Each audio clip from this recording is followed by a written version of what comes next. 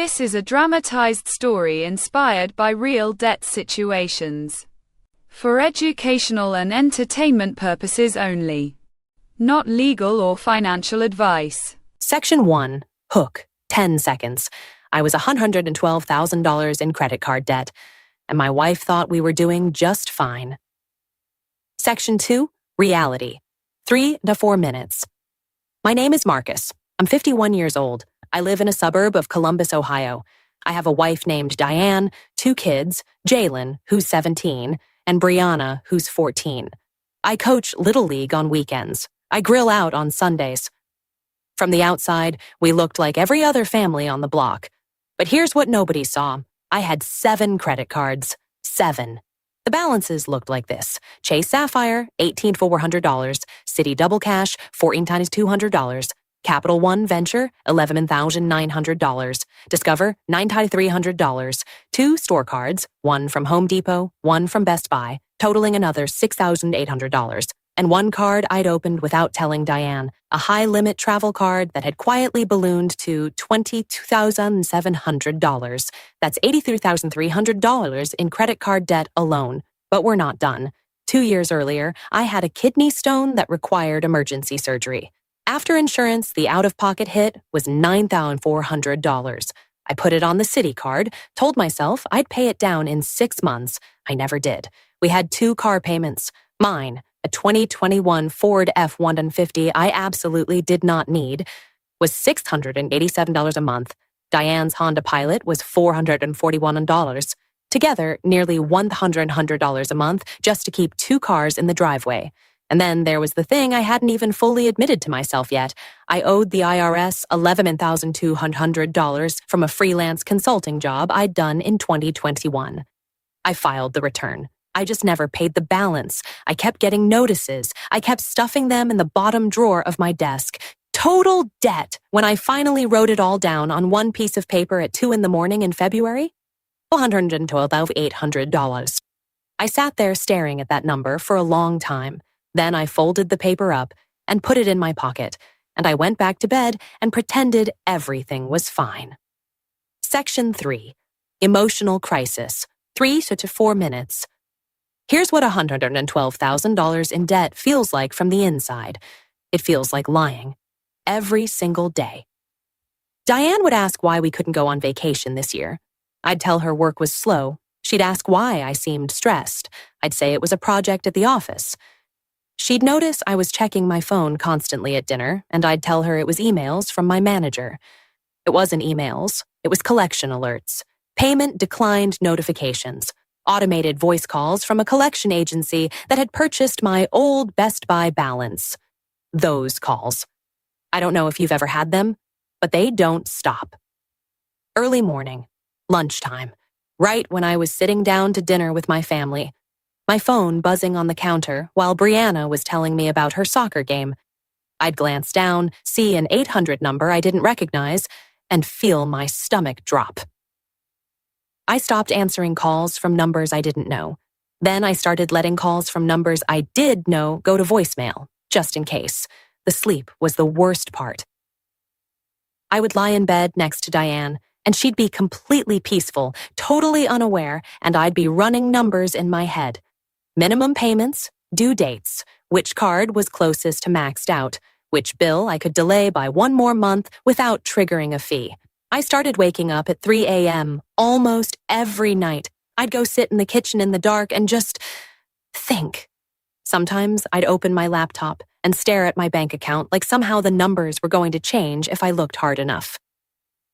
Jalen noticed first. He's 17. Perceptive kid. One night, he came downstairs for water and found me sitting at the kitchen table with my head in my hands. He didn't say anything. He just poured his water, patted me on the shoulder, and went back upstairs. That moment broke something in me, and then came the Saturday that almost ended my marriage. Diane found a letter. She wasn't snooping. She was looking for stamps in my desk drawer, and she found 3 unopened envelopes from the IRS and 2 past due notices from Chase. She came into the living room and laid them on the coffee table in front of me. She didn't yell. That almost would have been easier. She just looked at me and said, "Marcus, what is this?" I didn't have an answer. She asked how long it had been going on. I couldn't tell her. She asked how much. I couldn't say the number out loud. She sat down across from me, and for 10 minutes, neither of us said a word. Finally, she said, "I need you to tell me the truth, all of it." I told her $112,000. She got up and went to our bedroom and closed the door. She didn't come out for 4 hours. Section 4. Wrong choices. 2-3 minutes. Before that conversation with Diane, I had spent almost 18 months trying to fix this problem on my own, and I made every wrong turn there is. First, I did balance transfers, opened a new card with a 0% introductory APR, shifted $9,000 over from Chase. Felt smart for about 2 months. Then I kept spending on the Chase card, because it was technically empty now, and ran it right back up. The balance transfer fee alone had cost me $270. I was further behind than when I started.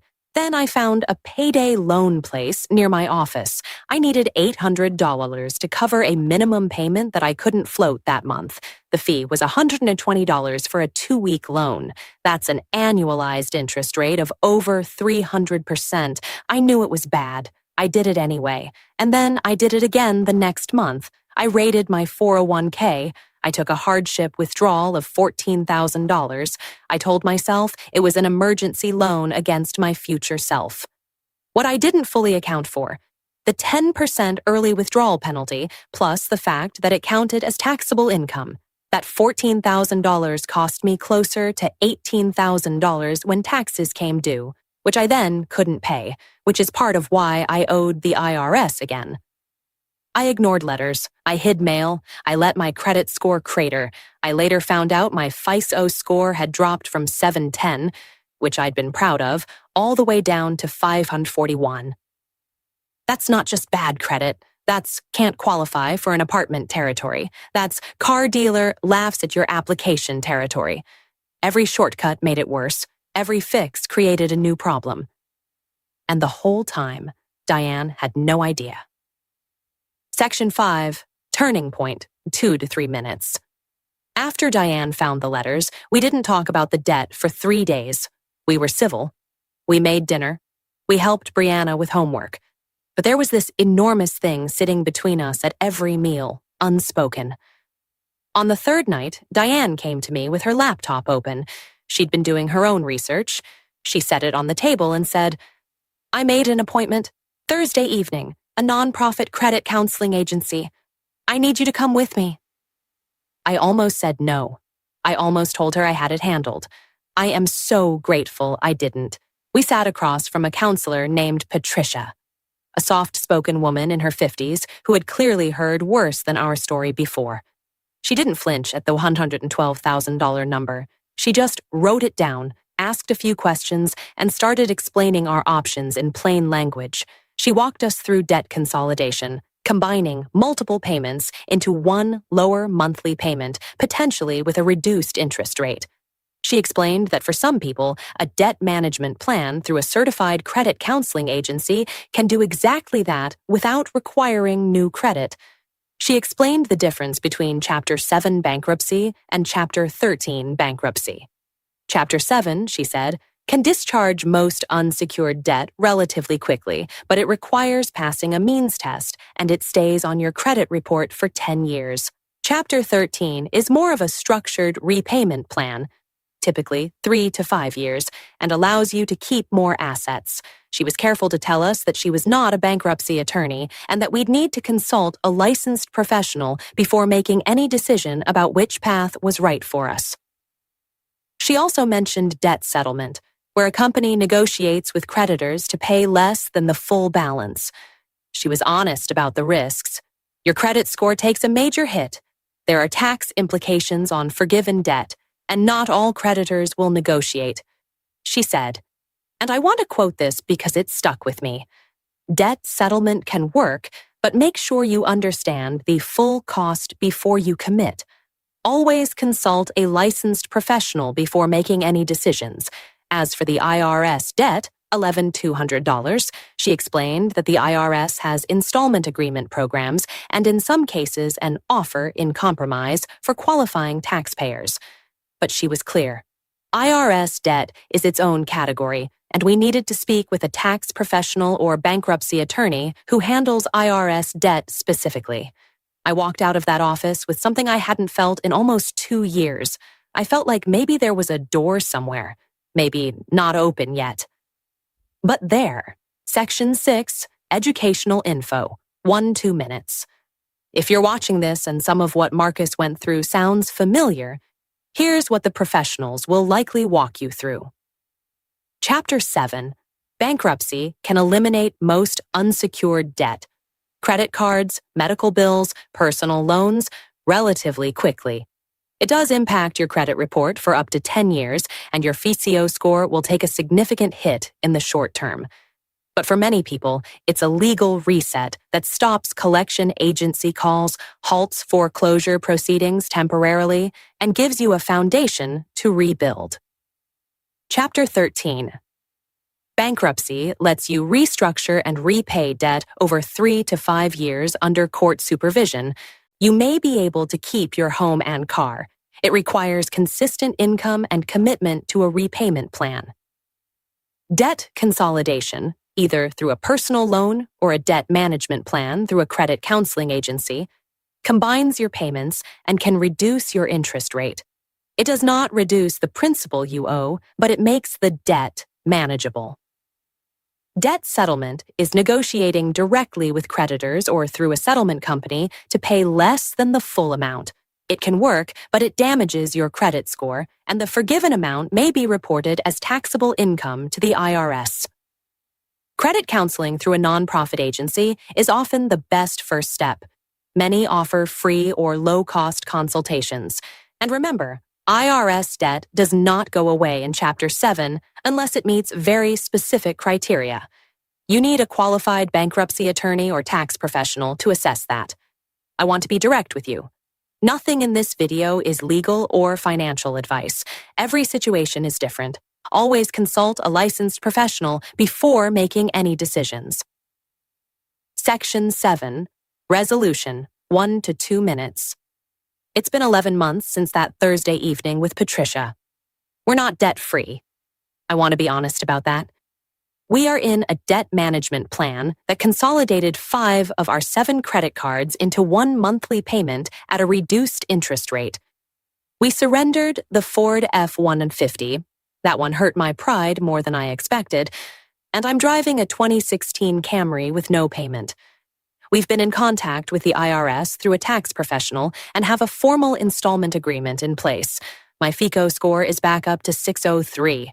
It's not good, but 3 months ago, it was 541. The line is pointing the right direction. Diane and we're okay. Better than okay, some days. There's something that happens when 2 people face something real together. The lying was the poison, not the debt.